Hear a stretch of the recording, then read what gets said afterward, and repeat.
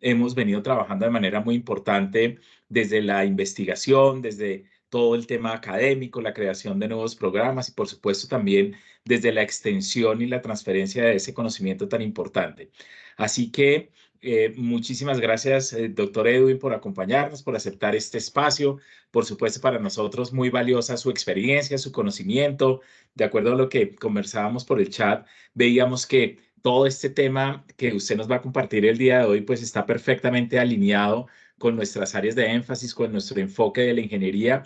Y creo que eso en verdad nos enorgullece y nos hace sentir muy bien porque los profesionales que estamos formando, que estamos acompañando, pues van a ser muy pertinentes en esta sociedad actual y en este desarrollo que estamos viviendo nosotros actualmente. Así que muchísimas gracias a usted, muchísimas gracias a todos también, por supuesto, por acompañarnos. Recordarles que en el chat va a estar colocándose la lista de asistencia. Este seminario tiene un certificado para los que ya han participado en varios seminarios, pues lo han recibido seguramente y al final pues daremos también a todos aquellos que han participado en varios de los seminarios, pues van a recibir también su gran certificado. Al final pues aprendemos todo el tiempo de estos espacios, nos dan también muchas ideas, muchas iniciativas para seguir construyendo y para seguir formulando. Así que, doctor Edwin, muchísimas gracias y adelante con su Ah, conferencia. no, No sé si lo va déjame, a presentar. sí, permítame hacer una breve presentación del doctor Edwin. Aparte de ser una persona muy dispuesta Excelente. al diálogo académico y con diferentes actores que son propios del contexto gremial en el que él se mueve, el doctor Edwin Chiribí es economista de la Universidad Nacional de Colombia con estudios de maestría en gestión y financiación de proyectos de desarrollo urbano de la Universidad Erasmus de Rotterdam, especialista en Derecho Urbano de la Universidad del Rosario y actualmente está cursando una maestría en la Administración Pública en el London School of Economics del Reino Unido. Su trayectoria es de muchos años, más de 10 años, en el sector de la construcción, de la gestión gremial, del tejido empresarial. Actualmente es el gerente de Camacol Bogotá, Cundinamarca, entidad a la que la que juega un papel muy importante como líder gremial, no solo incluso en la región que está bajo su jurisdicción, sino que también lo hace de la mano con el gerente general de Camacol. Doctor Edwin, antes de darle la palabra, pues quisiera traer este tema a colación. El sector vivienda es un sector muy importante como motor de la economía y del empleo. Y los tiempos que corren no son fáciles para el sector de la vivienda. Hemos querido llamar a esta charla Hábitat y Sostenibilidad y vamos a tener que enfrentar ciertamente unos elementos difíciles que hay en la coyuntura, solo unos indicadores. En agosto de este año, las ventas de vivienda se desplomaron de 18.000 a 8.000 y solo en el último año la cantidad de familias que accede a vivienda de interés social cayó en 72%. Creo que son unos indicadores que plantean retos muy serios porque no es sostenible una economía con un sector de la construcción pasando momentos tan complejos como los que se está viviendo. Ojalá que usted nos dé luces al respecto. Muchas gracias. Bueno, pues perfecto, Alfredo. Muchas gracias por la introducción, por las palabras y bueno, gracias por invitarnos. Para mí es muy interesante. Lo mismo, Julio César, gracias por acercarse a los gremios. Creo que esta conversación entre academia, sector productivo y pues quienes estamos en la mitad, en alguno de los dos puntos, siempre encontramos que hay convergencias en las discusiones muy importantes y creo que nos ayudan más que a encontrar soluciones, a por lo menos a tener un diagnóstico común del tema y que en el ámbito y en el contexto de la discusión académica podamos suscitar en los estudiantes ideas de investigación, ideas de propuestas y frentes también, porque yo creo que a cada crisis o a cada momento complejo, pues las oportunidades también están siempre. Entonces, nada, yo como economista y ante un público de ingenieros, pues me siento además muy honrado de poder contarles una historia respecto a este sector, cómo está, este sector que representa para la economía del país y qué tan importante es, pero sobre todo, más allá de la coyuntura, invitarlos a pensar en el mediano plazo. Este es un sector que tiene una enorme responsabilidad con el medio ambiente y una enorme responsabilidad con el valor agregado que genera, en el cual debemos propender porque tenga un rédito social importante, ¿no? Sí, para ponerles algunos ejemplos, pero en el país estamos construyendo 30 millones de metros cuadrados y más allá de ese número son 30 millones de metros cuadrados que se trasladan en ocupaciones de oficinas, centros comerciales y por supuesto vivienda con una participación enorme de vivienda de interés social.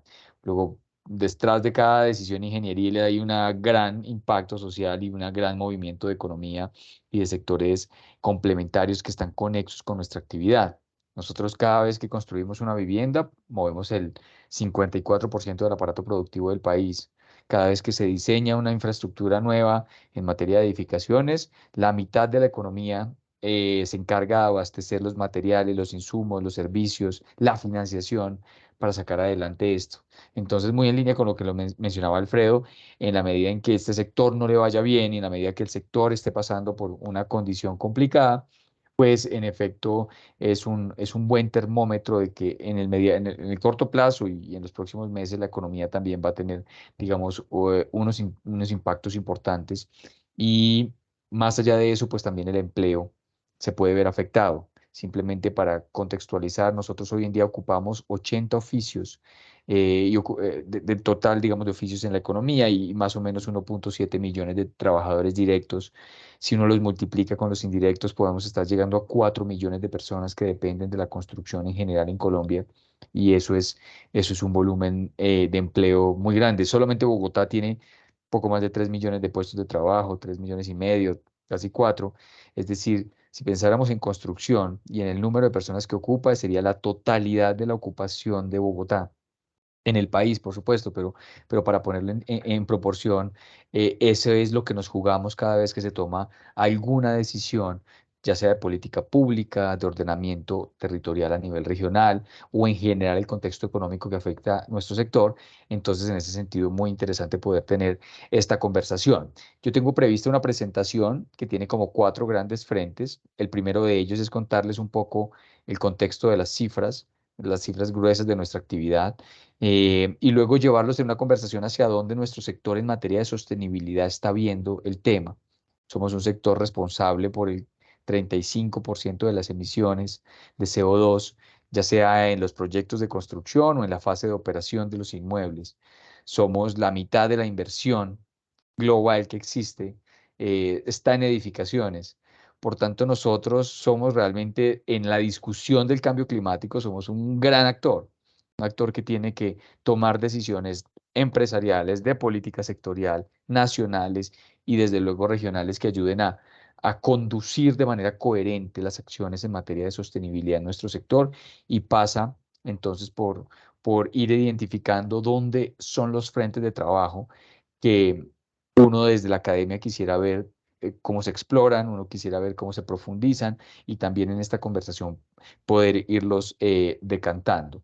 Entonces, con esos dos frentes, yo creo que cumplimos la tarea de hacer esta conversación, pero por supuesto, siéntanse súper cómodos de interrumpirme cuando consideren y al final también, por supuesto, tener todas las reflexiones, observaciones y preguntas son para mí súper bienvenidas. No creo que pueda responder todas, pero si no, les aseguro que me llevo la tarea y luego les contaré lo que podamos desde el gremio al respecto de las inquietudes que no queden solucionadas en la conversación de hoy. Entonces yo voy a proyectar mi presentación.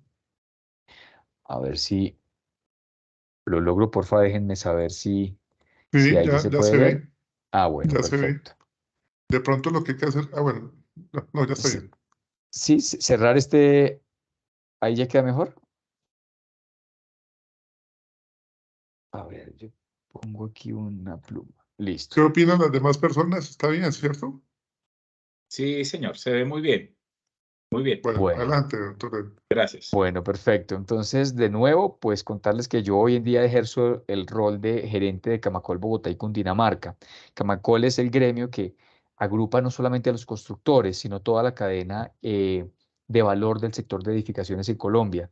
En el gremio tenemos 1.700 empresas afiliadas. Un poco más del 60% de ellas son empresas de construcción, pero el 40% restante son empresas proveedoras de insumos, de servicios legales, de diseño y muchos otros servicios conexos, de comercialización de la cadena de suministro, de financiación. Entonces, hemos logrado a través del gremio simplemente cohesionar una cadena de valor que, desde luego, sin que tenga un lenguaje común en todos los frentes, debe tener un norte común, y es que los proyectos de edificaciones que se hagan en Colombia, pues sean los proyectos de edificaciones con el mayor estándar de calidad posible, no solamente en lo estructural, en lo arquitectónico, sino también en su lenguaje urbanístico y de los efectos que esto tiene también en materia ambiental y social. Entonces, dentro del gremio, pues nuestro lema o nuestra visión se encamina a reducir el déficit habitacional en el país. Sigue siendo Colombia un país deficitario en materia de vivienda, estructuralmente. Anualmente se forman 380.000 hogares, estamos produciendo algo más de 190.000 a 200.000 viviendas. Es decir, año tras año obligamos una buena parte de los hogares o a irse a vivir y a presionar el mercado de renta, o simplemente a desarrollar procesos de autoconstrucción en muchas ciudades del país donde todavía el desarrollo inmobiliario no tiene, digamos, una gran escala. O en muchos casos, particularmente en la base de nuestra pirámide poblacional, pues estamos desplazando una buena parte de la población a la autoconstrucción informal, a los asentamientos irregulares y a ese crecimiento no deseado que tienen hoy en día muchos centros urbanos en el país, y que de nuevo tiene efectos sociales, más allá de la vivienda misma, efectos sociales y medioambientales de gran impacto. Entonces tenemos una tarea enorme, una tarea que no hemos como país logrado solucionar, y por tanto es parte de la visión del gremio: disminuir el déficit habitacional bajo el marco de construir ciudades de calidad, ciudades que le permitan que con la infraestructura, con los equipamientos, con el desarrollo urbano formal, le ganemos la carrera a la informalidad. Y es una tarea de mediano plazo, pero es una tarea que requiere acciones de corto plazo. Y cuando digo eso, es acciones de política pública, que involucra definición de política de vivienda, acciones de tipo fiscal, de inyectarles recursos, de crear incentivos para que el caso de negocio de desarrollar vivienda sea un caso rentable y movilice la inversión del sector productivo, pero también avanzar en muchos otros frentes, avanzar en frentes a nivel local, donde el ordenamiento, que es muy joven en nuestro país, nos permita cumplir ese propósito. La charla de hoy entonces tiene que ver con esa idea de hábitat y sostenibilidad, y ver cómo nosotros desde Camacol vemos integralmente el tema y cómo podemos ir avanzando. Antes de contarles los grandes números del mercado de vivienda, yo quiero contarles que Camacol tiene un planteamiento estratégico que se soporta en 5 pilares. Es decir, nosotros tenemos una visión de desarrollar el mercado de vivienda, pero hacerlo de una forma en la que podamos, con estos 5 pilares, también solucionar y tratar de tener el mejor impacto en materia social, ambiental y empresarial posible. Entonces, hace algunos años en el gremio se definió algo que hemos llamado la ecuación de la productividad. Y son los frentes en los que nosotros consideramos, como gremio, como sector, como actores de la política pública, pero también como empresarios, debemos ir adoptando para hacer de este sector un sector más productivo. Realmente somos un sector de bajos niveles de productividad frente a la historia, no hemos avanzado de manera importante en la productividad, y somos un sector que todavía su gestión de riesgos es bastante precaria.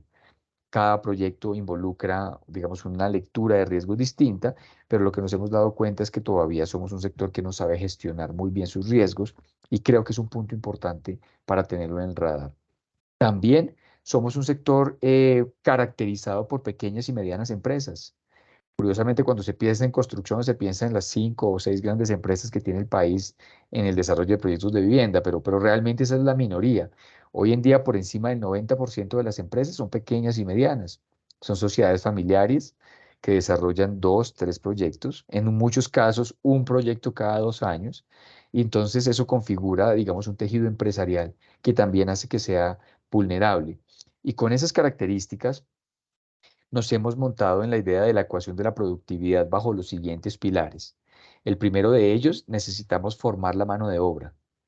Hoy en día, solamente el 7% de la gente que trabaja en construcción recibe formación una vez al año. Y eso, frente a estándares de otros sectores, es bastante bajo. Por tanto, el pilar de la formación de la mano de obra, como decisión empresarial, pero también como acción de política pública, es fundamental. De otra forma, no vamos a poder dar el salto importante en la productividad que queremos. El segundo frente es la modernización empresarial. Como les decía, somos un sector caracterizado por empresas medianas y pequeñas.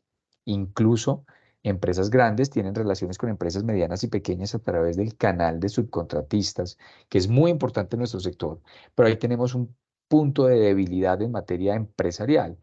Y es que el emprendimiento y el desarrollo y el fortalecimiento empresarial en empresas de ingeniería asociadas con el sector de la construcción de edificaciones suelen ser, desde el punto de vista financiero, administrativo, enfrentar retos importantes. Entonces, ese es un segundo frente que nos toca trabajar.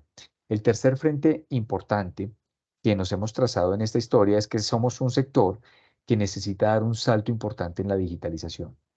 Somos un sector que requiere avanzar en materia de transformación digital. Tenemos la ruta o una de las rutas posibles que es la adopción de la metodología BIM. Y ahí más o menos el 50% de las compañías con algún grado de adopción ya han venido entrando en la metodología BIM, sea a través de la aproximación con el software, sea a través de la modelación directa o tercerizada de sus diseños, sea en las otras dimensiones que contempla la metodología. Tenemos una ruta, pero tenemos que seguir avanzando y es que somos un sector de muy bajo nivel de adopción tecnológica, pero lo que sí es cierto es que tenemos muchas herramientas de la tecnología que podríamos aplicar y nos ayudarían muchísimo a aumentar nuestra productividad. Luego, el tercer elemento entonces es avanzar en la adopción tecnológica. Cuarto elemento que para nosotros es fundamental es explorar nuevos modelos de negocio. Hoy en día la construcción, o al menos en los últimos años, se ha basado en construir para vender. Una empresa de promoción de proyectos desarrolla su proyecto inmobiliario y en su mayoría, digamos, se especializa en la comercialización de las unidades de vivienda, digamos, resultantes del proyecto. Pero sí creemos que hay un gran chance de poder desarrollar proyectos de vivienda en renta, exclusivos en renta. Es un modelo todavía incipiente en el país, pero ya hay algunos proyectos que vienen avanzando en eso. También entrar en nichos específicos del mercado y hacer que lo que construimos, lo que pasa por la actividad ingenieril en materia de edificaciones, se convierta realmente en una oferta de servicios y bienestar para la población a través de nichos de mercado, por ejemplo, la vivienda asistida para adultos mayores. Ese es un modelo que creemos con la transición demográfica que estamos viendo va a ser muy interesante de explorar en los próximos años. Ya hay ejemplos, pero claramente se van a poder materializar muchísimos más ejercicios de proyectos asociados a eso. Eso tiene implicaciones desde el diseño, la construcción, la ingeniería, la financiación y obviamente la estructuración financiera y digamos, conceptualización de los proyectos. Pero son nichos de mercado que la transición demográfica nos va ayudando a entender dónde hay oportunidades de crecimiento. Entonces, el cuarto componente es eso, pensar en nuevos modelos de negocio asociados a la construcción de edificaciones. Y el quinto componente, que no es menor y tiene que ver entonces todo con todo lo que hemos hablado, es la posibilidad de involucrar la sostenibilidad, no necesariamente como una opción, sino realmente como parte del eje funcional de las compañías y de la actividad legítima de construcción de edificaciones en Colombia. Y en ese sentido, la sostenibilidad, pues con todo lo que les contaba al comienzo, juega un rol fundamental. Esos son esos 5 pilares. Como gremios hemos trazado la ruta al 2030 con unas metas que hemos fijado de avanzar en esos 5. Más formación de la mano de obra, nuevos negocios, adopción tecnológica, la sostenibilidad y de nuevo la posibilidad de profesionalizar nuestra industria desde las compañías, de que ese tejido empresarial que es relativamente familiar, pero también entonces vulnerable en lo corporativo, podamos dar un salto a tener un sector que avance en esa dirección. Sobre dos bases que no son menores y que creo que es importante tenerlos como precedente en nuestra conversación y es seguridad jurídica y eficiencia regulatoria. Hoy en día, nuestro sector es un sector que enfrenta al menos 93 trámites en la cadena de urbanismo y de construcción. Luego, la decisión de un desarrollador inmobiliario o un promotor de proyectos de construcción, pues pasa también por entender que desde que compra el suelo o identifica el suelo para desarrollar su proyecto, hasta que entrega la última unidad de vivienda, enfrenta 96 o 97 procedimientos, algunos de ellos que inhabilitan el avance de las obras y el desarrollo mismo de la construcción, otros de menor alcance, pero que sí terminan teniendo un efecto importantísimo. Luego, donde tenemos también, desde el punto de vista de la política pública, un gran chance de avanzar es en esa lógica de hacer eficiente nuestro sector en materia regulatoria. Somos un sector que, de nuevo, cada vez que se quiere pensar y cada vez que se quiere actuar sobre sectores en materia de nuevos procedimientos, el sector de la construcción está ahí de primeras como un piloto a la hora de poner nuevas regulaciones. De nuevo, muchas de ellas necesarias, importantes, con objetivos loables, pero lo que sí es cierto es que poco digitalizamos en materia de procedimientos, poco automatizamos, poco simplificamos trámites. Entonces, a veces cuando uno habla con los empresarios dicen, oiga, es que para nosotros ya realmente no somos una empresa de construcción y de ingeniería, sino somos un departamento de ingeniería inmerso en una empresa de trámites. Y eso es una concepción de la realidad de nuestro sector, de la complejidad que eso involucra, pero también una tarea del gremio de ir sensibilizando a los grupos de interés y pues ustedes son un grupo fundamental para entender que en materia de trámites requerimos más investigación, más propuestas, más actores públicos que le apuesten a reducir los trámites.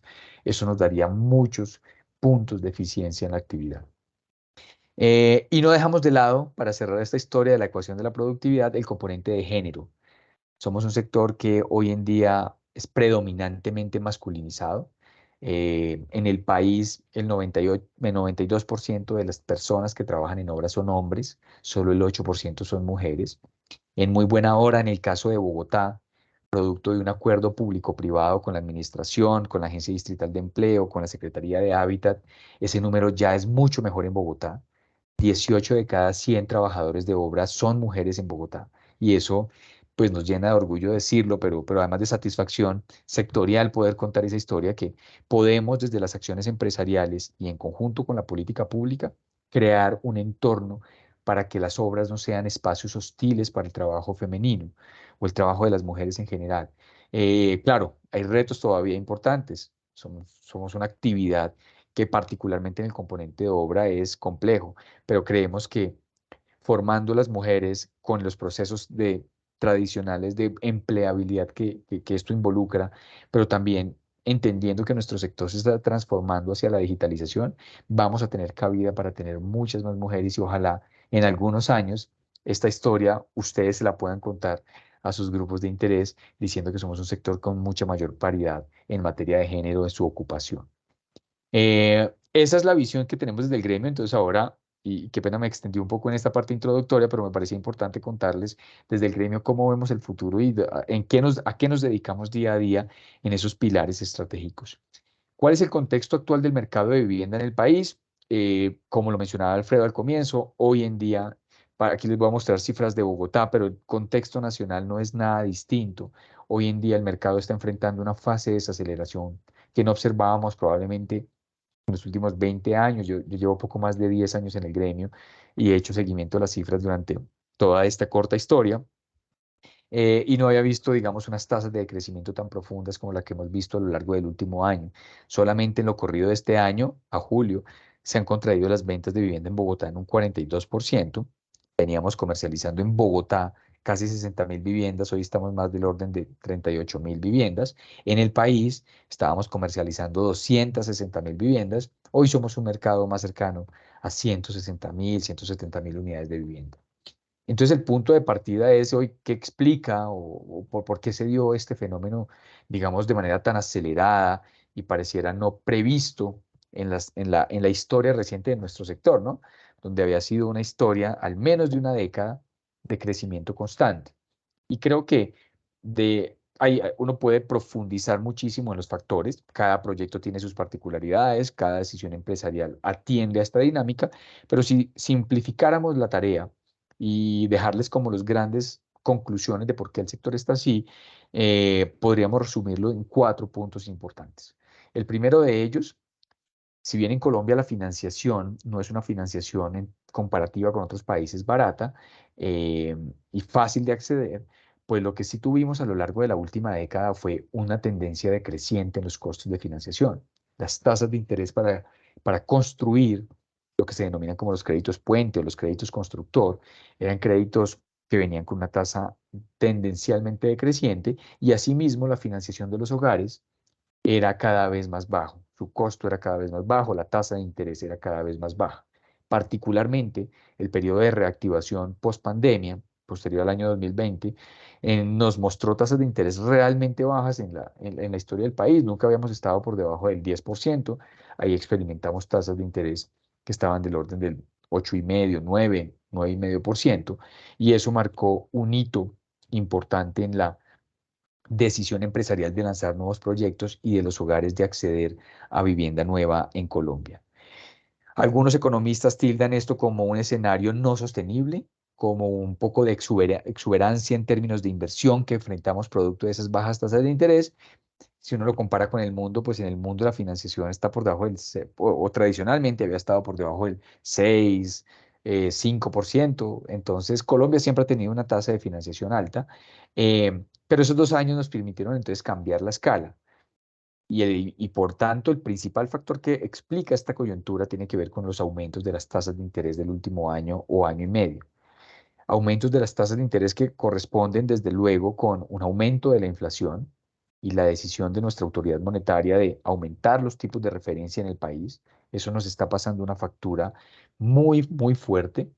Si era necesario, yo soy pero más en lo personal, soy de la idea de que el banco hace su tarea, es controlar la inflación, pero pues por supuesto nos genera una resaca sectorial importante, y es precisamente en muchos frentes vemos una reducción de la actividad económica muy, muy acentuada. Punto uno, tasas de interés. Segundo factor que confluyó en este escenario negativo y tuvo que ver con los costos de construcción. Colombia antes del 2020 o más o menos 21 tuvo una tasa de crecimiento de sus costos de construcción, de toda la cadena o de toda la canasta de los costos de construcción, entre el 2,5 y el 4%. Es decir, hacer un presupuesto de obra era relativamente sencillo en Colombia, porque yo pronosticaba desde la fase de preventas que un 4%, un 6% iba a ser el incremento de costos 2 años vista. Pero esa historia cambió. Pospandemia y con toda la reorganización de la cadena de suministro global, tuvimos una presión en los costos de los insumos del acero, más recientemente del concreto, de los acabados, de los bienes importados. La devaluación reciente también nos pegó, la devaluación del tipo de cambio con un sector que importa el 20% de sus insumos, particularmente de acabados, de ascensores y de muchos otros elementos de alto valor agregado, pues nos generó una presión de costos enorme. Y eso hizo que muchos proyectos tuvieran menores rentabilidades frente a lo previsto, pero por otro lado, tuvieran la decisión empresarial de lanzar nuevos proyectos también se quedó frenada. Entonces, segundo componente, el tema de los costos. El tercer componente, que en nuestro sector es fundamental, y es la confianza. Cuando un hogar toma la decisión de comprar una vivienda, o cuando un empresario toma la decisión de lanzar un proyecto que tiene un ciclo, como les decía, de 3 años y demás, requiere o analiza mucho el contexto de confianza en general en la economía. Qué tanto puede cambiar los componentes macroeconómicos, qué tanto puede incidir el componente político en el juego de lo que es un proyecto de inversión de construcción. Y en ese sentido, de nuevo, no es mi tarea explicar qué ha pasado con la confianza, pero sí decirles que hemos estado en un momento de incertidumbre importante a lo largo del último año o año y medio, y eso de nuevo ha aplazado decisiones de inversión de los hogares y decisiones de inversión de las empresas. Tercer componente, la confianza no nos ha jugado a favor. Y quizás el cuarto componente, mucho más específico, es que Colombia tiene una estructura demográfica de ingresos donde el 70 o el 80% de los hogares ganan menos de 4 salarios mínimos. Por tanto, somos una sociedad en la que la vivienda social tiene un rol fundamental, y atiende a 8 de cada 10 hogares. Potencialmente podría atender a 8 de cada 10 hogares no propietarios en el país. Entendiendo ese diagnóstico muy simple y con un déficit habitacional que les decía, si bien se ha reducido, todavía la formación de hogares nos genera una presión enorme en la demanda por vivienda. Ese diagnóstico pues hizo que a lo largo de los últimos años se consolidara una política de vivienda muy generosa en materia fiscal con subsidios y muy bien estructurada para que le diera confianza a los compradores, a los bancos, a los constructores, al mismo gobierno, y todos los actores funcionaran en el marco de la confianza de un programa común como existe ahora o como el programa que existe, que es base de este modelo y es Mi Casa Ya. Un programa que agrupa subsidios a la cuota inicial, subsidios a la tasa de interés, que, que funciona a través del sector financiero, que realmente tiene unos criterios de eficiencia muy amplios y que se ha convertido, digamos, como en el factor que nos aumentó a cambiar la escala de vivienda social en Colombia. Vean ustedes que hace algunos años, pongamos en el año 2017 o 18, la participación de la vivienda social en el total de la vivienda en Colombia no superaba el 45 o 50%. Pues producto de la madurez de un programa como Mi Casa Ya, logramos a que el 70% de las unidades de vivienda fueran viviendas de interés social. Por tanto, la torta de construcción se estaba adecuando muy bien a esa estructura de la pirámide socioeconómica de nuestro país. Y eso fue parte de los grandes avances en política pública que hemos tenido en los últimos años. De pronto más reconocidos por algunos, de pronto no tan público ese factor, pero con el ánimo del análisis y digamos, de la discusión académica, yo me atrevería a decir que fue uno de los programas más exitosos en materia de social en los últimos años en el país. Claro, hemos tenido muchos, pero probablemente por la complejidad, lo que implica la vivienda, la regionalización, la focalización, tuvimos uno de los programas más importantes de vivienda o los programas sociales asociados a la vivienda más importantes en Colombia. Esa historia cambió un poco, llegó el nuevo gobierno, quiso algunos elementos importantes de cambio, mejorar la focalización, definir unos criterios distintos para la asignación de los subsidios, priorizar la regionalización de los subsidios en municipios con unas categorías específicas, 3, 4, 5 y 6, y cambió un poco eso, eh, con una necesidad también, digamos, de subsidios que se había cultivado a lo largo de los últimos años muy grande. Y pues de nuevo el gobierno dijo, yo voy a asignar los subsidios así, voy a definir unos criterios de operación un poco distintos y voy a limitar el número de subsidios por año. Y todo ese contexto de esos cambios, pues también han explicado que buena parte de la contracción actual que vemos se dé en vivienda de interés social, ya sea porque los hogares se quedaron sin subsidio, porque los bancos no confiaron en el modelo, porque los constructores decidieron no lanzar nuevos proyectos.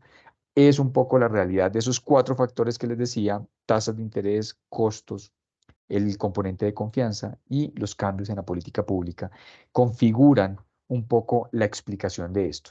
Entonces yo creo que con esa explicación, cuando ustedes puedan ver las notas de prensa, y puedan ver, oiga, es que el sector de la construcción se sigue contrayéndose. Ya ustedes pueden tener una idea de, oiga, cuáles son los factores que más pesan. Pero también cuando vean noticias positivas en materia de política pública, por ejemplo, de nuevos subsidios, pues pueden entender que podemos ir en buen camino, aunque también hay factores adicionales que nos toca ir trabajando y que hoy en día nos ponen en ese contexto. Dicho eso, y con ese balance de actividad, aquí no me voy a detener mucho en cifras adicionales para Bogotá. Yo creo que nos quedan dos tareas en el corto plazo como sector. Una de ellas es hacer que la política de reactivación económica en el país y todo lo que se llaman políticas de carácter contracíclico, es decir, que cuando el ciclo de la economía esté en lo bajo, sea un sector el que vaya en contra y ayude a jalonar ese carácter contracíclico de nuestro sector se pueda materializar en el corto plazo. Yo creo que probablemente vieron hoy noticias, algunas noticias recientes del Ministerio de Vivienda en el que están lanzando líneas de financiación con tasas preferenciales, líneas de redescuento para financiar proyectos de vivienda social, y todo eso finalmente contribuye a que podamos dinamizar un sector que, de nuevo, como lo mencionaba Alfredo al comienzo, es un sector clave para la economía, el empleo y el desarrollo regional de nuestro país. Moviéndonos fuera de la parte de coyuntura, yo quiero decirles que también hay transformaciones importantes que tenemos que tener en cuenta en nuestro sector y tiene que ver con el componente de sostenibilidad.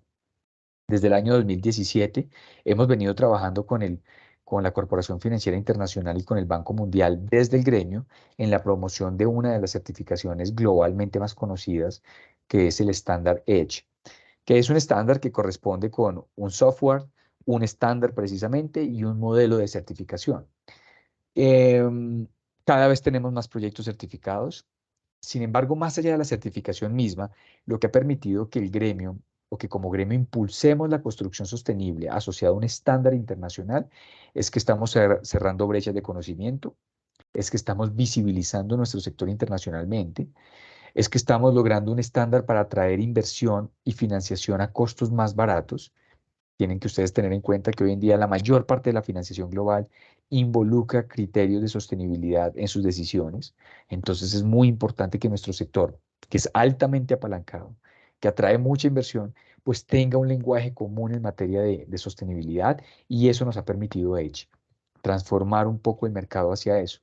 No es simplemente certificar un proyecto, es cómo se alinea un sector financiero, unas capacidades de talento humano, una decisión empresarial e incluso una decisión del comprador de vivienda a preferir un proyecto certificado con criterios de sostenibilidad. Yo les cuento que nuestros primeros estudios de demanda, cuando preguntábamos cuáles son los atributos que un hogar tiene en cuenta para comprar una vivienda, de 10 atributos, los 3 primeros siempre estaban, los 4 primeros siempre estaban la ubicación, las áreas y las amenidades del proyecto, el precio, y probablemente vinculaban otros asociados a algún componente de parqueaderos o cosas de ese estilo, más del diseño propio del proyecto. Eso era la historia hace algunos años. Si uno evalúa los estudios de demanda reciente, uno encuentra que el comprador tiene dentro de su top 4 de preferencias la sostenibilidad y los criterios de ahorro energético como un elemento de toma de decisión, digamos, a la hora de tomar la decisión de tener en cuenta para comprar vivienda.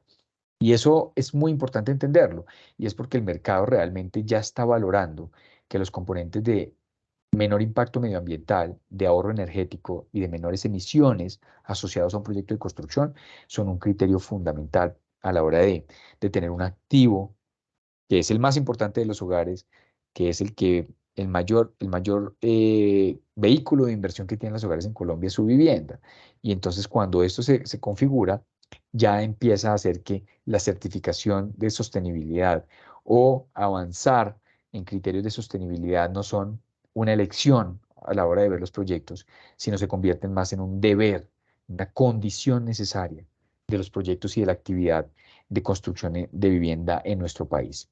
¿Cómo nos ha permitido transformar esto un poco eh, a lo largo de los últimos años?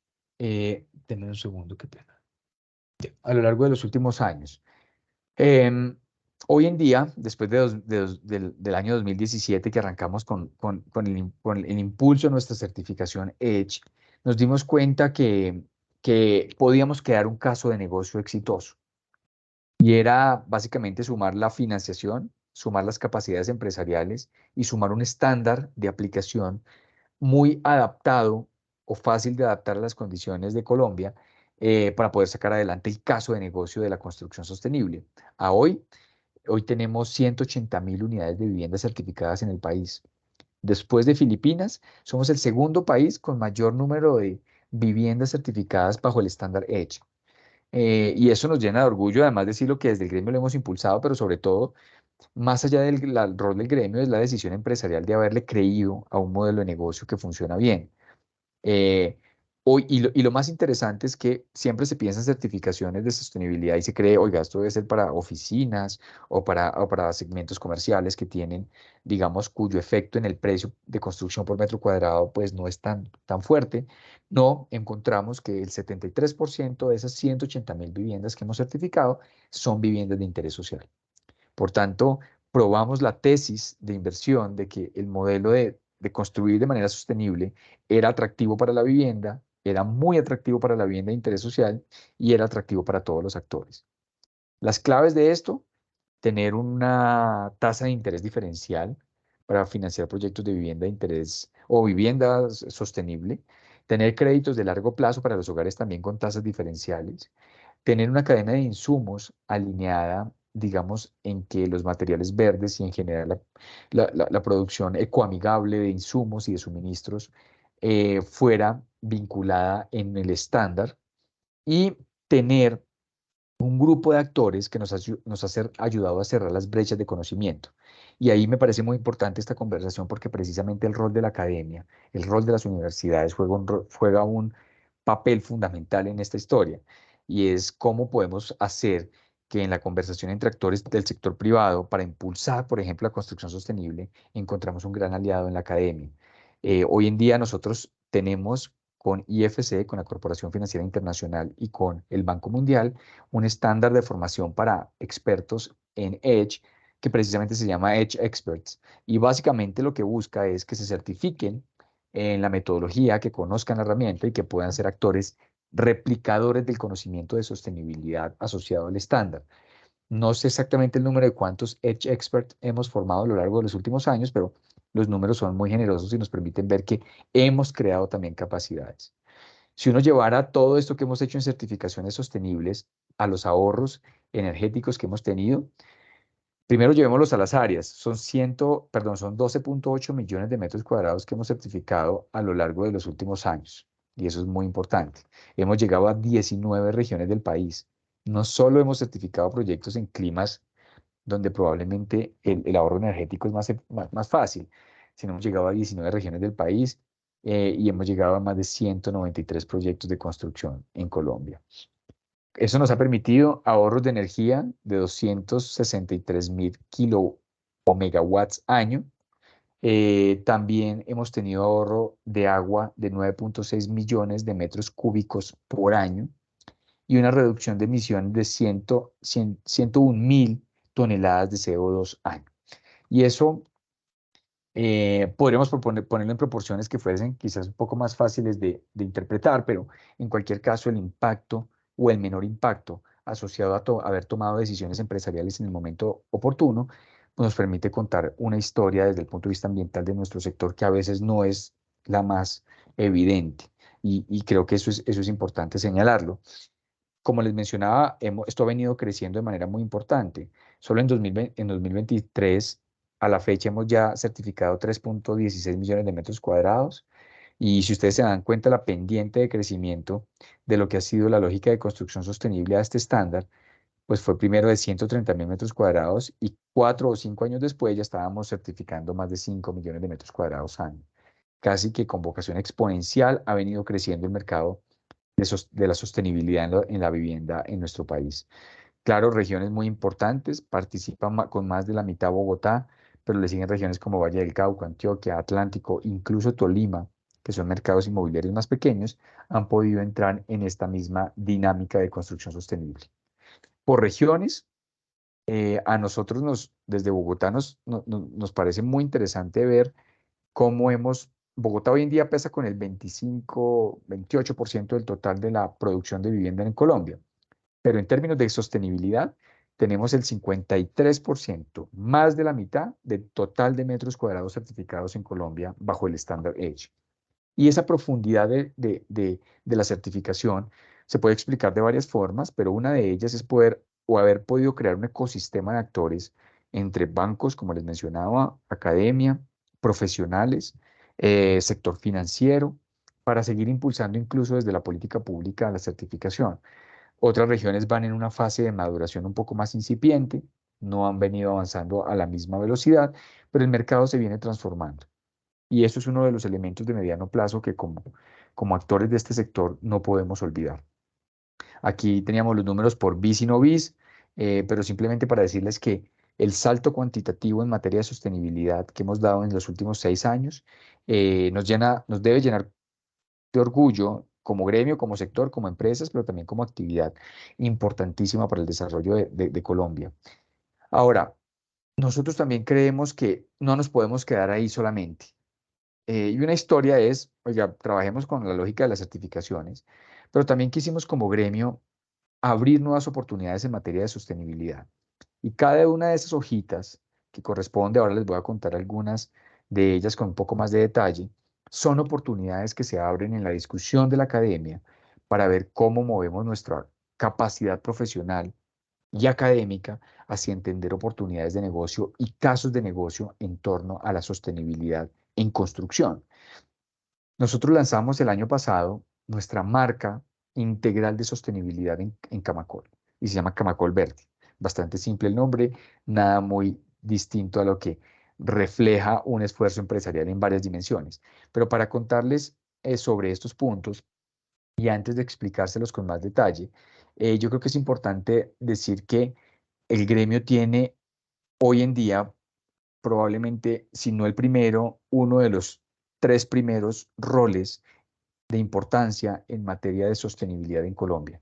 Por supuesto está la actividad de la minería, la actividad energética en sí misma, pero también, digamos, un sector que maneja unos volúmenes de inversión como los nuestros, de articulación empresarial como el nuestro y de importancia social como el nuestro, hacen que tengamos un rol fundamental en la transición energética en Colombia y las acciones de mitigación hacia el cambio climático.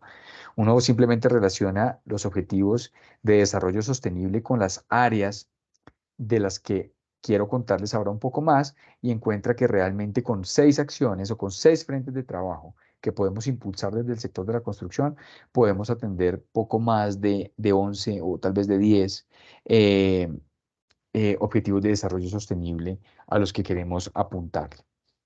¿En qué nos enfocamos entonces en esta nueva visión integral y de mediano plazo, más allá de las certificaciones, en Camacol Verde? Y voy a ir una por una simplemente mencionándoles algunos de los aspectos a tener en cuenta. Todo el concepto de ciudades y territorios sostenibles, que pasa por una decisión importante de política pública en materia de planificación y norma urbana, pero también de tener edificaciones más resilientes a las condiciones asociadas al cambio climático y en general al bienestar de la población, y también entrar en el componente de la vivienda rural, que tradicionalmente ha sido el de menor grado de especialización, de industrialización y de avance en nuestro país.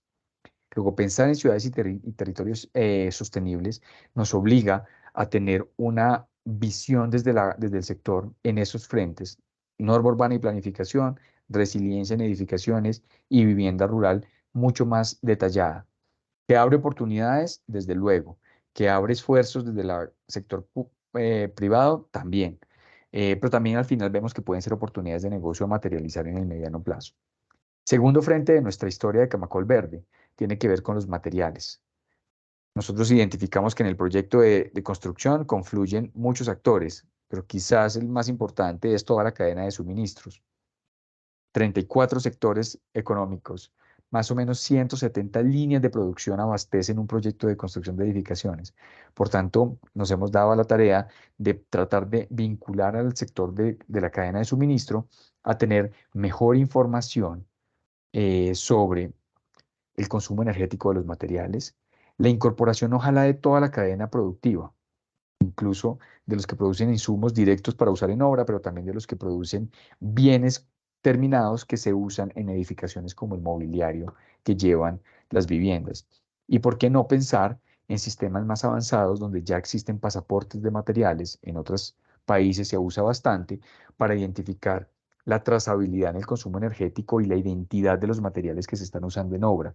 Y eso seguramente lleva a que el proyecto sea el resultante, pero realmente podamos tener mucha más trazabilidad en la lógica de sostenibilidad de toda nuestra cadena. El tercer elemento importante en el que queremos enfocar los esfuerzos, y hemos venido enfocando los esfuerzos, tiene que ver con la eficiencia de los recursos y la naturaleza de la economía circular en nuestro sector. Una vivienda o una edificación construida es, desde el punto de vista de la actividad propia, productiva y manufacturera, es lo que quizás más dura en el tiempo. Más o menos 50 años es la vida útil de un edificio. Por tanto, la naturaleza de economía circular para el reuso de las edificaciones, para el desmantelamiento posterior y uso de los componentes de las edificaciones, para una correcta gestión de residuos sólidos, siendo uno de los sectores que más residuos genera en la economía, pues son elementos que no podemos dejar por fuera. Y hay grandes esfuerzos en el país. Hay grandes esfuerzos, grandes apuestas empresariales. Tenemos que seguir avanzando. Todavía creemos que hay una tarea enorme por hacer. Por supuesto, seguir profundizando el tema de las certificaciones con nuestro estándar, avanzar en estándares un poco más exigentes, pero también vincular a que los nuevos modelos de negocio, como por ejemplo la vivienda en renta, a encontrar que las certificaciones son un gran valor agregado para ese frente. No podemos dejar de lado el tema de la financiación. Hoy en día están dadas las condiciones para que el sector de la construcción atraiga inversión asociados a una taxonomía recientemente adoptada en el país de clasificar 5 sectores o 6 sectores en la economía con gran vocación para atraer inversión con criterios de sostenibilidad. Uno de ellos es la construcción. Por tanto, tenemos un marco también de estándar internacional para atraer inversión que tenga criterios de sostenibilidad. Entrar desde luego en los criterios de ESG. Hoy en día no hay un fondo de capital privado, no hay un fondo de impacto, incluso no hay modelos de inversión de banca multilateral que no vinculen los criterios de ASG o de ambientales, sociales y de gobernanza de los proyectos que nos permitan atraer más inversión a mejores costos. Y eso es muy importante tenerlo también en la discusión. Casi que cada uno de estos frentes que les he venido contando, por los que estoy pasando muy rápidamente, debería poder tener dentro de la agenda de sostenibilidad de la discusión al menos una charla, una lectura, porque creemos que son elementos del norte de esta actividad. Y obviamente vincular nuevas fuentes o fuentes alternativas, como les mencionábamos, de financiación de nuestro sector. Más allá de los bancos, existen fondos de capital privado que tienen gran interés de invertir o seguir invirtiendo en nuestro sector. Y pensar, no podemos desligarnos de las metas país. En algún momento nuestra industria tendrá que ser una industria carbono neutral. De pronto no lo logremos simplemente mediante medidas preventivas y acciones propias en los proyectos. Quizás vamos a tener que entrar en la lógica de compensación de emisiones. No sabemos exactamente cuándo, pero sí tenemos que ir preparando nuestra industria para que sea una industria con criterios de carbono neutralidad al futuro. Eso es Camacol Verde. Esa es la lectura del sector y las dimensiones, esas 18 dimensiones en las que creemos tenemos que trabajar con la academia y con todos los actores. No puede quedar de lado, y es la tercera parte de mi conversación, la política pública. La política pública juega un rol fundamental en esta historia y tiene que ver precisamente con las decisiones que a nivel nacional y a nivel local se tomen para promover la construcción sostenible. Una de ellas, y yo les quiero traer el ejemplo de Bogotá. En el marco del Plan Nacional del Plan de Ordenamiento Territorial se definió que Bogotá va a tener en los próximos años una política de ecourbanismo. Una política de ecourbanismo muy ambiciosa. No, tampoco es, digamos, mi tarea hoy contarles lo que pensamos desde el gremio exactamente sobre la política de urbanismo, pero quiero dejarles algunas dimensiones sobre hacia dónde seguramente la decisión de política pública se va a mover en los próximos años en Colombia. Y es que nosotros ya sabemos tener criterios de eficiencia energética, eficiencia en agua y de pronto de materiales, digamos, energía embebida en los materiales, que serían estos tres componentes. Pero ya de carácter, a nivel urbanístico, los elementos de reverdecimiento urbano, del confort térmico y acústico, de la gestión eficiente de residuos sólidos, de colindancia con estructuras ecológicas principales, es decir, que nuestras edificaciones convivan de manera armónica con el medio ambiente definido en el ordenamiento de la ciudad, pues son elementos que no podemos dejar de ver, que ahorita, que más adelante, que en 5 años, son elementos que tenemos que tener en cuenta porque hacia allá va a seguir avanzando la política pública y hacia allá seguramente ese equilibrio necesario entre urbanismo y sostenibilidad va a jugar un rol importante. Ojalá lo podamos hacer de manera gradual. Ojalá las exigencias regulatorias no desincentiven la inversión. Y esa es nuestra principal apuesta. Ojalá se convierta esto en una zanahoria para más inversión, en un modelo de negocio y en un caso de negocio, y no se convierta en algo restrictivo que estimule el desarrollo urbanístico informal, que ese sí que es absolutamente insostenible y fuerte para el medio ambiente. Pero ahí son dimensiones en las que nos toca ir viendo el tema. Y por último, para cerrarles dentro de esta conversación, el cuarto punto que quería decirles es, nosotros no podemos trabajar de manera aislada y yo los invito a que en cualquiera de los frentes busquen a los gremios, no solo Camacol, sino a cualquiera de los gremios de la actividad productiva del país para que la sostenibilidad medida como no un informe regular al año, sino como una práctica común de las empresas que reportan información y que les permite a la formalidad del país evidenciar que estamos tomando decisiones importantes para la protección del medio ambiente, lo sigamos haciendo. Desde Camacol hemos diseñado una herramienta que se llama el Acuerdo Empresarial por la Sostenibilidad y la Transparencia. Y lo que busca no es nada distinto a que las empresas afiliadas que adhieren al convenio nos reporten información y podamos, con aliados estratégicos, validar que esa información pues, tiene unos estándares y tiene, que pena, yo escuché un ruido ahí que tiene que ver de pronto con menos consumo de agua, no sé exactamente qué era. eh,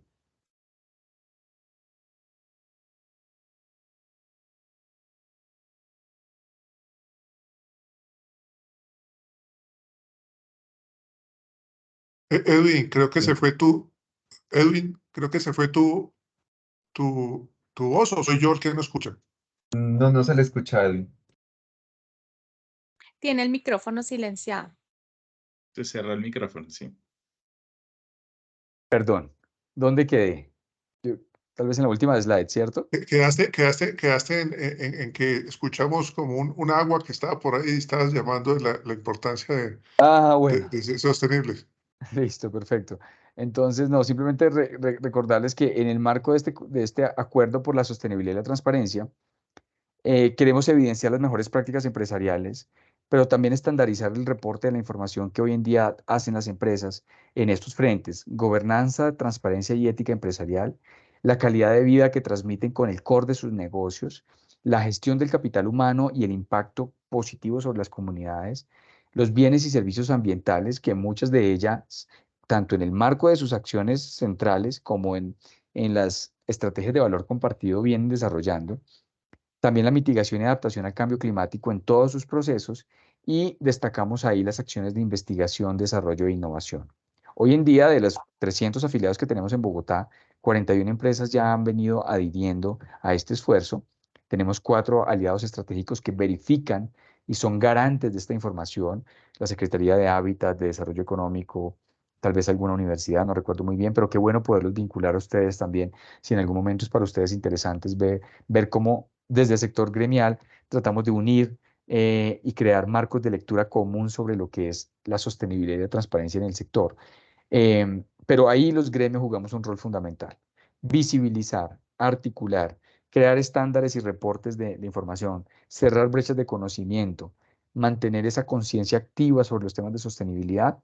Son los elementos que hemos venido trabajando en este frente.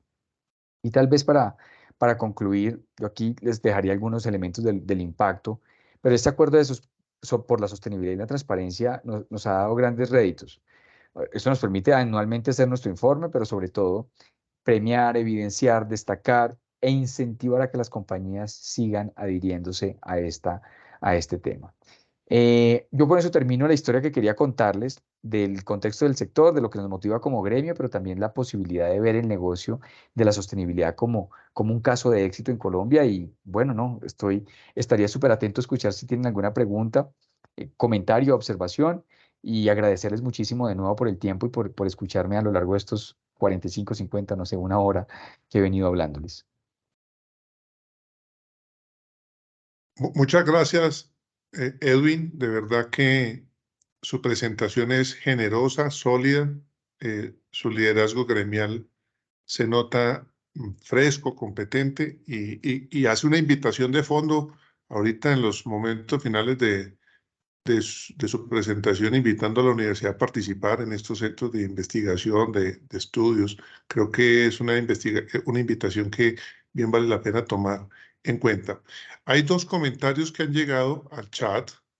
El profesor Héctor me gustaría que hiciera una aproximación de lo que dice allí, donde habla de una eventual burbuja en el sector de la construcción. Valdría la pena, Héctor, que prendiera la cámara y hiciera la aportación al respecto. Muchas gracias, ingeniero Alfredo. Muchas gracias, ingeniero Chiribí. Me disculpo por la cámara, ahorita no puedo activarla. Simplemente comentaba, se escucha entre los economistas. Perdóname. Fíjese que la solvencia con la que presentó Edwin, su tema ya le dimos el honoris causa en ingeniería. Muchas Entonces, gracias. Me muy llena de bien. orgullo. Adelante, entonces. Vale.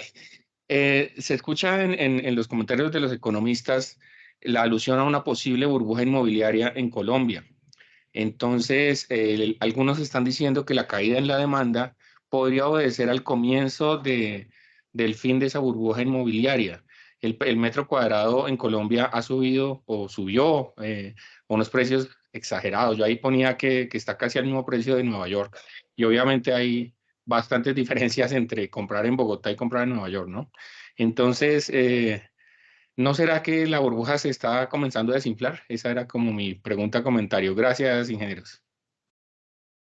Bueno, pues muchas gracias. Si quieres, yo reacciono sobre esta porque me parece muy importante y vea que su comentario es absolutamente pertinente porque la experiencia en la historia de nuestro sector ha estado marcado por, incluso a nivel global, por grandes crisis que tienen que ver con la vivienda y no son nuevas. Pues en el año 99 en nuestro país la mayor crisis que hemos enfrentado se derivó precisamente por pues un descalce entre tasas de captación y colocación pero por un nivel de apalancamiento en el sector financiero asociado a lo hipotecario muy alto. Y eso, digamos, creó esa idea. Más recientemente lo que ocurrió en España y obviamente en Estados Unidos en el año 2009, que tuvo que ver con asociado a la financiación, pues criterios en los que la exuberancia del crédito nos generó un recalentamiento sectorial y luego una descolgada de precios terrible que llevó a esa crisis subprime del año 2009 muy, muy importante. Y luego, digamos, con esos episodios de gran trascendencia en la historia económica del mundo y pues por supuesto de Colombia, siempre se ha hablado de, oiga, ¿por qué en Colombia entonces los precios y la burbuja y digamos y genera un marco de incertidumbre? No, a mí, digamos, diariamente entre personas más conocedoras del sector y menos conocedoras del sector me preguntan, oiga, ¿cuándo compro vivienda? ¿Los precios van a subir? ¿Los precios van a bajar? ¿O estamos en una condición realmente de burbuja? Y yo tal vez creo que valdría la pena precisar algunos de los elementos que definen una y otra cosa, porque eso nos ayuda a entender, digamos, el riesgo inherente en cada frente. Eh, A ver si... ahí ya el riesgo inherente en cada frente. Entonces, primero, la definición natural de una burbuja inmobiliaria tiene que ver es con una exuberancia en la decisión de compra de los hogares, ¿sí? Es decir, los hogares a cualquier condición y bajo un contexto económico que no explique su decisión, toman la decisión de comprar. Entonces, cualquiera que sea, se está valorizando mucho, las tasas de renta están mejorando, los activos inmobiliarios es lo que mejor luce y empieza a tener esa condición. Eso es la concepción de la burbuja. Luego existe la naturaleza de ver si es una burbuja hipotecaria, es decir, está apalancada en el sector financiero, que es lo que le imprime la gasolina y el riesgo. Es cuando esa decisión o ese comportamiento exuberante de los actores en el mercado de comprar vivienda se acompaña de criterios poco ortodoxos en la originación de créditos. Es decir, le presto a todo el mundo. Ese empieza a ser el cóctel más complicado. Entonces todo el mundo compra porque es fácil, y eso fue la historia de Estados Unidos 2009, todo el mundo compra porque es fácil pedir un crédito, porque las tasas de interés están estrictamente bajas y por tanto realmente comprar una vivienda es como comprar cualquier otro bien en la economía, no implica mayor decisión y luego, y si uno ve que se está valorizando, se crea esa burbuja que a veces no se desinfla, sino termina explotándose y nos deja en una condición de mucho riesgo. Y lo tercero es, no todos los aumentos de precio tienen que ver con una burbuja de precios o con una burbuja inmobiliaria. Los precios pueden aumentar por condiciones más allá de la decisión o esta racionalidad, digamos, de exuberancia en la compra. Entonces son como tres elementos. ¿Cuál es el mercado y cuál es la condición hoy en Colombia? La primera es que los hogares, primero todavía tenemos una demanda potencial muy grande y los hogares realmente no compran vivienda como primero es costosa la financiación y segundo los criterios de originación de los bancos son realmente estrictos. Eh, sí, para darles un dato, pero hoy en día el peso de la cartera hipotecaria sobre el Producto Interno Bruto en Colombia es de menos del 10%. En el momento más crítico de países que se han quebrado producto de esa condición de financiación muy exuberante, el peso de la cartera hipotecaria sobre el PIB podría llegar a ser del 80 o el 100% del PIB. Por tanto, Colombia todavía tiene un mercado hipotecario bastante modesto y producto de los estándares que aprendimos de la crisis pasada. Lo segundo, los precios, ¿por qué aumentan? Los precios aumentan no necesariamente por esa, digamos, condición tradicional de que hay más demanda que oferta. Si bien nos falta oferta, también es importante tener en cuenta que un factor crítico que afecta a los precios de vivienda en el país son los precios del suelo. Hace algunos años, en un proyecto inmobiliario, el peso del suelo podía pesar el 10 o el 12%. Hoy en día, en un proyecto estrato 3 o 4, el peso del suelo puede ser del orden del 25 o 30%. Y hoy precisamente escuchábamos, entre más se consolidan las ciudades, más escaso se hace el suelo, el peso del suelo sobre los proyectos inmobiliarios pesa más. En el caso de París, nos ponían un ejemplo el día de hoy, el peso del suelo puede llegar a ser del 50% de la estructura de costos del proyecto. O sea, un proyecto cuesta el 50% del suelo y lo demás tengo que distribuirlo en utilidades, materiales y todo lo demás. Entonces, esa condición de consolidación urbana que hemos venido teniendo en el país y una tasa de urbanización creciente hace que la presión sobre el precio del suelo sea muy fuerte, que ayuda a minimizar los efectos sobre la condición del precio del suelo, y es una regulación efectiva, la habilitación oportuna del suelo urbanizable, la inversión en infraestructura de movilidad, donde el poco suelo que queda en buenas ubicaciones no compita tanto con ese suelo que está tan aislado y que la gente no prefiere porque precisamente las condiciones de movilidad son tan complejas.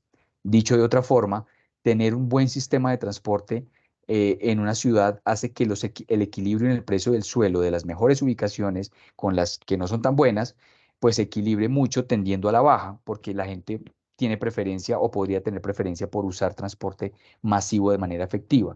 Entonces, realmente hay una cantidad de condiciones que hacen que hoy en día sea muy costoso en ciertas partes de la ciudad. Pero yo le doy un dato. De las 60.000 unidades de vivienda que tiene Bogotá y Cundinamarca en oferta de vivienda nueva, el 80% tienen precio por debajo de 350 millones de pesos. Entonces, claro, a uno le dicen, es muy fácil ver el contraejemplo y muy probablemente donde la mayoría de personas estamos viendo la oportunidad de invertir, pues uno encuentra precios del 10, 12 millones y se puede mucho más incluso. Eso pasa, pero también hay que entender que hay una oferta, digamos, de un carácter importante, de menores precios en otras ubicaciones de la ciudad. Ahora, hay un elemento que es clave y es hacia dónde nos va a llevar eso. Pensemos en el mediano plazo. A mí las reflexiones de mediano plazo me parecen muy importantes. Y uno lo que puede pensar es, oiga, tenemos una ciudad en la que entre los últimos dos censos, el número de hogares unipersonales pasó del 8% al 18%. O sea, en el censo del 2005, 5 de cada 100 bogotanos de hogares bogotanos eran unipersonales. Hoy en día tenemos 18 de cada 100 hogares bogotanos son unipersonales. Y si yo le sumo los hogares biparentales, es decir, parejas sin hijos, ese número me suma por encima del 35%. Luego tenemos una composición demográfica increíble, cambiante de manera increíble, muy pocos hijos y tamaño promedio de los hogares más pequeños. Hoy en día el tamaño promedio del hogar bogotano es de 2.6 personas. En el 2035, la proyección del DAN es que va a ser de 2 personas. Es decir, se va a reducir en al menos un 20% más el tamaño de los hogares. ¿Qué producto inmobiliario vamos a tener ahí? Y yo creo que lo estamos viendo. Áreas privadas muy pequeñas, con amenidades y con zonas comunes mucho más generosas y servicios complementarios. Y esa es la tendencia internacional. Claro, yo también tengo que ser crítico y decir, oiga, pero tampoco vamos a vivir entonces en 8 metros, esos microapartamentos de 8 metros que en algunos casos uno ve como historias que existen en el mundo, pues probablemente no sea la condición, pero sí nos está llevando a entender que la presión por la demanda de vivienda nos va a obligar a tener un planteamiento de visión de desarrollo urbano distinto y de productos inmobiliarios distintos. Entonces, para resumir toda esta historia, yo creo que Colombia no está en un riesgo de burbuja. Colombia no tiene las condiciones de que pueden gestar una burbuja. Colombia tiene una presión demográfica en grandes ciudades y una necesidad de vivienda creciente y unos costos de suelo que no hemos sabido controlar dentro de la planificación urbanística. Con un dato adicional, y es Colombia tiene el modelo de las preventas. Colombia tiene el modelo en el que yo prevendo un proyecto y luego lo construyo. Eso nos ayuda a que nunca vamos a tener una descolgada de precios crítica en el sector. Porque claro, un proyecto que no se comercializa sencillamente no se hace. Entonces luego no vamos a tener una sobreoferta. Hoy en día solamente el 3.5% del total de la oferta en Colombia está terminada, es de inventario terminado. Luego es un mercado muy sano en el diagnóstico. Espero haberle dado tranquilidad, no lo estoy invitando a que invierta en vivienda, pero digamos que para elementos de juicio del futuro nos ayuda a conversar. Una pregunta muy pertinente la de Héctor y una respuesta muy exhaustiva y muy rica la de nuestro invitado. El decano pidió la palabra, pero yo voy a permitir, decano, dejarlo para lo último. Le voy a proponer a Mayerlin Sanabria que nos desarrolle su inquietud, la que planteó en el chat, donde ella hace unas preguntas respecto al pilar de transformación tecnológica que viene adelantando Camacol Verde y un proyecto que se llama Coordenada Urbana. Y bueno, creo que hace eco de la invitación que nos hacía al final Edwin. Adelante, Mayerlin. Gracias, Alfredo. Buenas noches para todos. Sí, realmente mi inquietud estaba más orientada a el pilar de transformación tecnológica que mencionabas cuando se empezó la conversación y después cuando abordaste todo lo que pues estaba proyectado para Camacol Verde, ¿no? Yo creo que ahí hay una oportunidad bien interesante porque pues si bien entiendo el sistema coordenada urbana, que creo que así se llama, es como una plataforma geográfica donde ustedes georreferencian sus proyectos y entiendo que es para un tema de proyección, ¿no? Proyección de como del tema inmobiliario, del mercado, de análisis de mercados. Entiendo que no es pública, o sea, creo que es algo del gremio, pero pues bueno, frente a una estructura como esa, que implica obviamente ese componente espacial y la posibilidad, digamos, de poder identificar tipos de materiales, volúmenes, cómo también esos materiales podemos vincularlos, o cuando ya se generan residuos en procesos de construcción como estos, cómo vincular esos materiales también a un proceso de economía circular. Creo que una herramienta como esa tiene muchas posibilidades. Entonces, pues la pregunta estaba orientada, pues, ¿cómo ves tú la posibilidad de continuar o promover un desarrollo de esa infraestructura que entiendo es muy privada y creo que es algo, es un servicio que ofrecen ustedes como Camacol? Pero bueno, si fuese algo orientado más como hacia la investigación y como hacia ese desarrollo Camacol Verde, pues yo lo vería como muy posible, ¿no? Muy viable también. En un plazo corto también lo veo. No sé, ¿tú cómo lo ves? Bueno, pues sí, no, es muy buena tu apreciación, Mayerlin, y yo creo que eh, simplemente te daría una buena noticia y es que esta información, si bien tiene un carácter comercial, pues para los actores del mercado, también es importante que sepas que nosotros podemos hacer convenios con las universidades y desde ya se los puedo ofrecer. Existe la posibilidad de que accedan a esa información para el carácter académico. Por favor, cerremos los micrófonos. Qué eh, pena, de, ca- Alfredo. Tranquilo, no. De carácter académico pueden acceder a ella. Entonces, hemos trabajado con varias universidades tratando de apoyar desde Coordenada Urbana los criterios, digamos, o proyectos de investigación, incluso elementos piloto de análisis de mercado del sector y muchas otras cosas. Y lo que tiene Coordenada Urbana es básicamente un censo de actividad que a lo largo de los últimos poco más de 16 años ha recogido información de 25.000 proyectos de construcción en Colombia. Por tanto, yo tengo una cantidad de información comercial, georreferenciada, de características arquitectónicas, de características estructurales, que probablemente no tiene ningún otro sector en la economía. Entonces, simplemente para decirte que puedes contar con ella sin problema. A través, podemos hacer un convenio, simplemente nos mandan una carta con la motivación y nos dicen, yo quiero una información para hacer esta tesis de investigación y desde luego lo hacemos. Y bueno, no, qué bueno que algún momento podamos incluso darles una instrucción, una capacitación sobre cómo usar la herramienta porque realmente es bien interesante. Y qué bueno que mencionas lo de la idea entonces ahora de meterlo con Camacol Verde, porque hoy en día tenemos variables de mercado, pero estamos incorporando nuevas variables. Una de ellas es criterios de sostenibilidad que está involucrando el proyecto, que ya nos permite ver entonces dónde se está construyendo más actividad sostenible, pero también quiénes lo financian. Otra actividad relacionada con componentes, por ejemplo, de impacto social del proyecto e ir ampliando esa base para que sobre ese censo tengamos realmente es una lectura multidimensional del sector en lo comercial, constructivo y de otros frentes de impacto. Ahí vamos avanzando, es una herramienta muy costosa, realmente hoy en día pues tenemos que pagar un aparato, un procedimiento censal cada mes, pero el gremio invierte, es su principal activo, entonces invierte de manera decidida. Y la junta directiva jamás va a dejar tocar, digamos, coordenadora urbana para que alguien, un gerente nuevo, venga a decir, no, yo no quiero continuar con eso.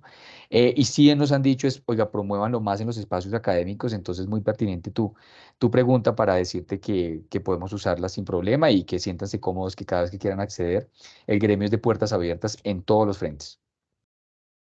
Decano, usted tiene una pregunta, yo no quiero dejarlo para lo último, pero dejo a su consideración. Aquí hay unas intervenciones muy importantes de Juan Pablo Londoño, director del programa de Ingeniería Civil, y de Laura Fajardo. ¿Cómo procedo, decano? No, solamente una preguntita para Edwin y muchas gracias por tan excelente conferencia. ¿Cómo podría ser la relación entre los costos de la sostenibilidad? Porque realmente ser sostenible es costoso, ¿verdad? Pero ¿cómo se podría hacer un relacionamiento entre los costos de la sostenibilidad y los no costos de la sostenibilidad? ¿Cómo podríamos generar allí una ecuación entre estos dos elementos? Porque pues uno escucha todas estas cosas y uno dice, wow, pero ¿a qué horas hacen todo ello? Y bueno, ¿y cuánto vale hacer todo esto, no? Sí, esta es una muy buena pregunta y básicamente todos los empresarios cada vez que nosotros tratamos de aproximar una nueva idea en nuestra sostenibilidad, ok, póngame eso en función del valor de ventas. Yo lo analizo, es medio de ventas, uno de ventas, y en efecto hay condiciones que hacen que, digamos, que ciertas acciones en materia de sostenibilidad puedan tener un mayor impacto sobre los costos. Pero nosotros lo que nos hemos tratado de ampliar en la lógica más filosófica del sector es no pensemos la sostenibilidad como un sobrecosto ni como un procedimiento extra. Pensemos la sostenibilidad como parte del caso de negocio y más bien qué tenemos que hacer aguas arriba para mitigar el sobrecosto. Es decir, si me cuesta el 2% de las ventas, ¿dónde yo encuentro eficiencias del 2% para que el efecto sea nulo? Y eso nos ha ayudado a entender que, por ejemplo, ganar eficiencias en materia de mayor edificabilidad o cambios en los índices de ocupación que tienen que ver con la norma urbanística, costos diferenciales de financiación, tasas de interés de medio punto porcentual, tienen una sensibilidad enorme en el en rendimiento o en el retorno de un proyecto y permiten compensar eso. Eh, por ejemplo, tener la posibilidad de no involucrar solo medidas activas como dispositivos ahorradores, sino simplemente tratar de tener medidas pasivas en el diseño y la implantación del proyecto, ayudan a mitigar esos efectos. Entonces, claro, siempre está la posibilidad del sobrecosto, mayores estándares nos van a llevar a eso, pero nos hemos mantenido como gremio en decir, analicemos el caso y más bien busquemos cómo logramos compensarlo. Pero hoy en día un proyecto, digamos, estándar que se certifique, los sobrecostos pueden estar del orden del 1 o 1,5 del valor de ventas. En algunos casos se netean, en otros casos los empresarios nos dicen, no, esta parte yo quiero apostarle a la sostenibilidad y los voy a asumir. En otros casos buscamos que con la financiación se nos reduzcan, pero por ejemplo vemos cada vez más actores sumándose a esto. Entonces hoy en día los aseguradores, que tenemos la obligación de tener una póliza de seguros para la comercialización de vivienda, producto de lo que nos ocurrió en el año 2014 de lo de Space. Entonces tenemos la obligación, pero algunos aseguradores nos dicen, si su proyecto está certificado, pues el costo de la prima va a ser menor. Y ahí uno empieza a ver que los jugadores, hay una naturaleza de competencia en la que en algún día nos va a llevar a que esto sea una condición necesaria. Juan Pablo hace una aproximación a un tema sobre la informalidad en el desarrollo urbano en Bogotá y los riesgos asociados al tema. Juan Pablo, ¿quisieras prender la cámara y profundizar la inquietud? Sí, buenas noches y muchas gracias a Edwin por la presentación. Muy interesante saber todo lo que Camacol está haciendo, que realmente pues es bastante en este camino hacia la sostenibilidad. Yo quisiera ir un poco más a la base y hablar de vivienda segura. Cierto que eso también tiene que ver con sostenibilidad, obviamente. Entonces, pues es conocido que en nuestro contexto, pues uno de los problemas más grandes es esa ocupación de territorio, esa ocupación informal, que incluso lo mencionabas allí como desarrollo urbanístico informal, lo acabaste de decir ahí en la presentación en algún momento. Esto es histórico y esto pues lleva muchos años ahí en desarrollo y consolidado incluso legalmente, ¿no? Hay barrios totalmente formalizados que empezaron así y son barrios o son construcciones, son viviendas que realmente pues tienen unas técnicas inadecuadas de construcción, hacen uso de unos materiales inadecuados, pueden estar ubicadas en zonas que no son las mejores para ubicar vivienda, pero son legales. Entonces, digamos, pensando en Bogotá, por ejemplo, que todos aquí creo que tenemos una idea, pues sectores enteros de Kennedy, Bosa, Ciudad Bolívar, pensando en el material, por ejemplo, hay muchas zonas allí de mampostería simple, ¿cierto? Mampostería básica, simple, sin ningún confinamiento, que esperando un sismo cercano al de diseño de la norma, pues sería una cosa unas consecuencias catastróficas, ¿no? Entonces, pues este tema de vivienda segura, que también ocurre en zonas rurales, pues genera unos escenarios de riesgo dramáticos, de tema sísmico. Pues en las noticias los vemos frecuentemente cada vez que llueve, ¿no? Deslizamientos, avenidas torrenciales, inundaciones. Entonces, bueno, el tema de la vivienda segura para esos escenarios que ya están creados, no estamos hablando de vivienda nueva, pues también estarían aquí como uno de los elementos para analizar en la sostenibilidad en este sector. Entonces, ¿cómo podemos, desde la academia, cómo puede Camacol, cuál es la opinión de Edwin en este sentido? ¿Cómo podemos afrontar este problema para garantizar ese tema tan básico que sería la vivienda segura? Sí, Juan Pablo, muchas gracias y su pregunta, pues digamos, además su comentario es muy pertinente porque la historia de la construcción formal en Colombia es una historia nueva. Realmente toda la historia que hemos tenido de nuestro parque inmobiliario es muy pocos con estándares de sismoresistencia. La sismoresistencia en Colombia también es relativamente nueva y hoy en día tenemos entonces un nivel de vulnerabilidad y de inseguridad asociado a nuestro parque inmobiliario de autoconstrucción, de construcción poco productiva o precaria y del desarrollo natural de muchas zonas de las ciudades, pues todavía muy informal. No es una tarea menor, yo creo que no es una tarea menor y es una tarea de dimensiones y que implica seguramente desde la política pública un esfuerzo enorme. Pero yo creo que en la medida en la que los programas de mejoramiento integral de barrios y de unidades inmobiliarias contemplen el componente estructural, que no es sencillo, que es costoso, pero que también pasa por una decisión pues de política pública y fiscal de apostarle a eso, puede ser una buena opción.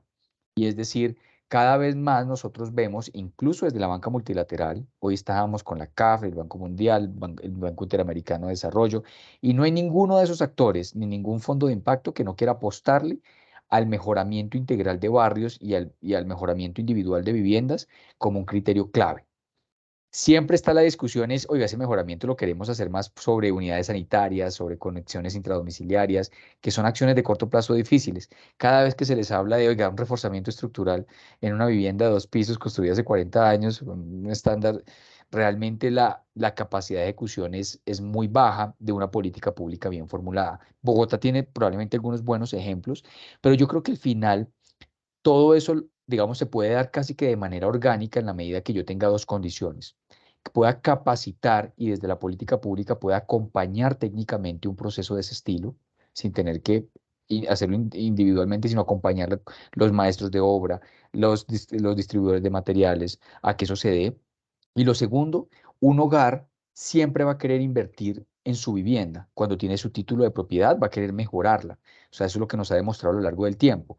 Por tanto, uno no necesariamente tiene que dar una condición de recursos para que eso se haga, sino más bien crearle condiciones de crédito favorable para que un hogar tome un crédito a una tasa muy baja, tenga asistencia técnica del Estado y pueda, por ejemplo, mejorar estructuralmente su vivienda, haciéndola más segura.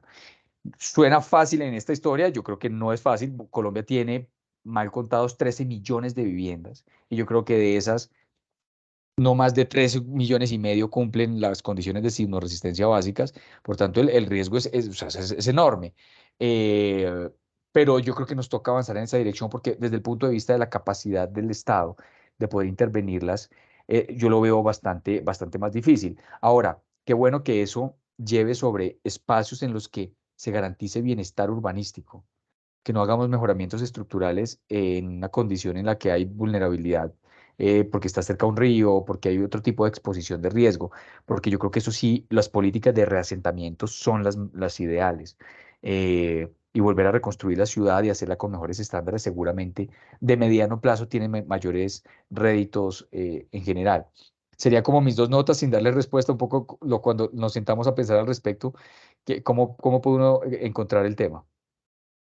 Edwin, muchas gracias. Mira, hay dos preguntas más, dos comentarios más de Laura Fajardo y de Beatriz Elena Ortiz. Les propongo a Laura y a Beatriz Elena prender la cámara, hacer las inquietudes y que Edwin las conteste juntas y ya vamos redondeando Sí, por para favor, qué pena. irnos a descansar todos y no abusar del tiempo de nuestro conferencista. No, lo haría con mucho gusto, solo que tengo un niño de 2 años y medio y me llama en un ratico, entonces me toca hablar con él un rato. Dale, por favor. Adelante, Beatriz. Vale, buenas noches a todos. Edwin, muchas gracias por tu intervención y la explicación. Lo que decía en el chat es que una de las grandes problemáticas que tiene la ciudad y desde antaño es que los proyectos de desarrollo urbano, los proyectos públicos o privados, pues tienen intenciones de reincorporar material en las obras. Pero cuando se quiere tener un equilibrio en la transformación de los residuos, el problema más fuerte es el uso del suelo. Y no se encuentra un punto de equilibrio para el transformador. Ahora hay un nuevo POT, y yo siempre he insistido, es una pregunta que siempre me tiene ahí como inquieta, y es, bueno, se busca la economía circular, se quiere que los nuevos materiales se incorporen en los procesos de construcción, públicos o privados, pero cuando vamos a la práctica, pues el suelo no existe en Bogotá para hacer esas actividades, se rechaza porque precisamente la gente quiere mantener su sector residencial, si es mixto es para que sea comercial, pero por lo demás se entiende que es industria y en industria nadie quiere al lado de la casa. Entonces, la pregunta en ese contexto es, ¿tú cómo has visto que esa barrera con el nuevo POT se está superando? O sea, ¿cuál es tu perspectiva como Camacol de esa situación? Gracias. Y Laura, Perfecto, pues muchas gracias, Beatriz. Laura, para que Bueno, Edwin redondee perfecto. las dos preguntas. Listo. Hola, muy buenas noches. Bueno, la cámara la quedo viendo. Edwin, muy concisa, y es retomando el tema de las emisiones de CO2, que las relacionadas a 35% en el análisis de ciclo de vida. Hay un sector que me preocupa un montón, y es la parte institucional y la parte corporativa.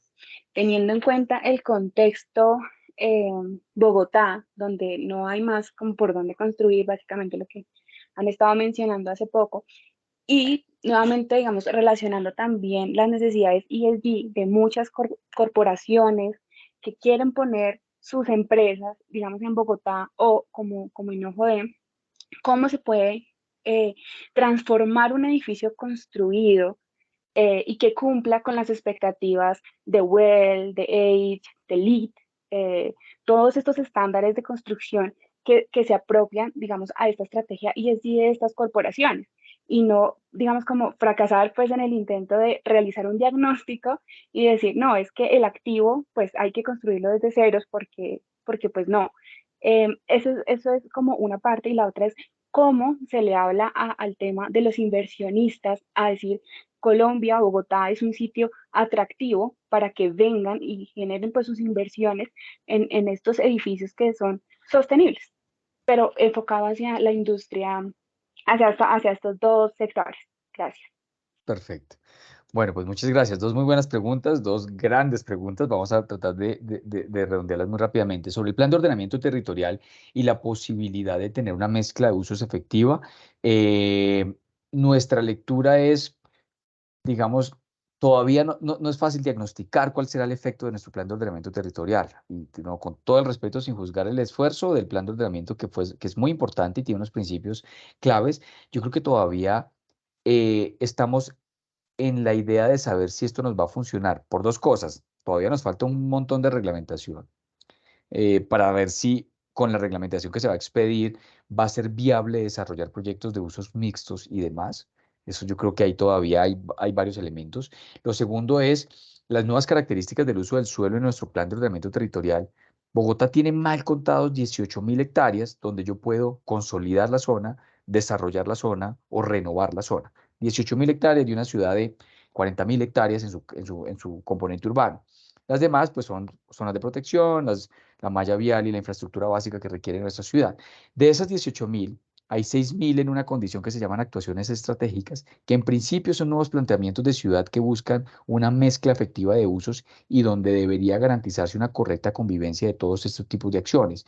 Es decir, poder encontrar ese modelo de ciudad de policentralidades donde muchas actividades quedan conexas, pero en un equilibrio urbanístico claro. Vivienda, equipamientos, actividades industriales y comerciales y, ¿por qué no?, espacios idóneos para la gestión eficiente de los residuos sólidos que se generen. O sea, esa mezcla, Bogotá tiene eso, 25 potenciales actuaciones. Recientemente apenas se vienen dictando directrices de 1, 2 o 3, creo que la meta del distrito es dejar unas 5 o 6 con directrices, pero son 6.000 hectáreas de suelo que a la nueva administración le va a quedar la tarea de reglamentar y ver cómo podemos desarrollar bajo esa lógica.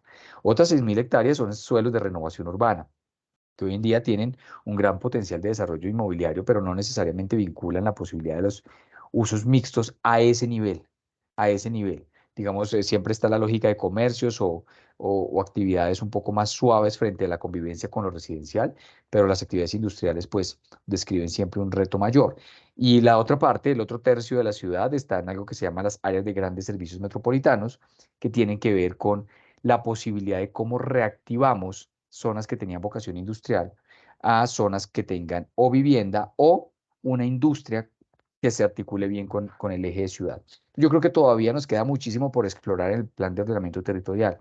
Y aquí a manera de diagnóstico yo les cuento que todavía es difícil saber si en este POT vamos a poder tener esa ciudad que quiere el POT. Y es Bogotá licencia normalmente 2,5 millones de metros cuadrados en vivienda por año. Ese era el estándar con el POT 190. Después de que salió el POT 555, el decreto 55, que lleva 15 meses de su vigencia, hemos licenciado en 15 meses apenas 80.000 metros cuadrados. Es decir, poco más del 4% del total de área que tradicionalmente licenciábamos en vivienda.